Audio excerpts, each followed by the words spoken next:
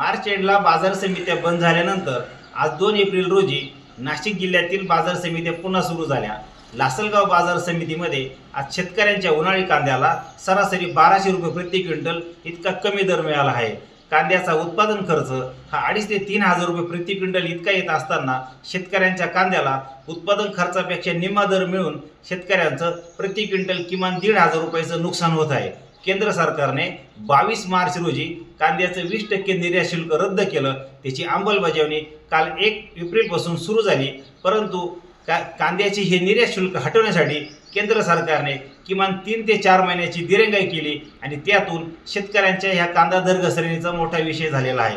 कांद्याच्या दर घसरणीमुळे आता शेतकऱ्यांकडे मुबलक प्रमाणात कांदा असल्याने शेतकऱ्यांचं कोट्यवधीचं नुकसान होणार आहे। हे नुकसान थांबवण्यासाठी केंद्र सरकारने जास्तीत जास्त कांदा हा विदेशात निर्यात होण्यासाठी कांदा निर्यातीवरती तत्काळ अनुदान द्यावे, सबसिडी द्यावी अशी मागणी आम्ही करत आहोत।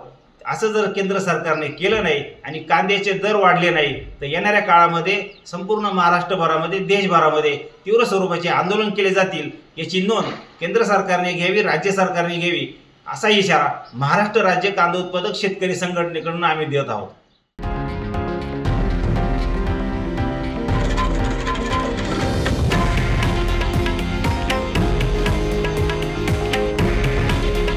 हे आहे देशातील नंबर 1 न्यूज नेटवर्क आणि आपण पाहत आहात TV9 मराठी।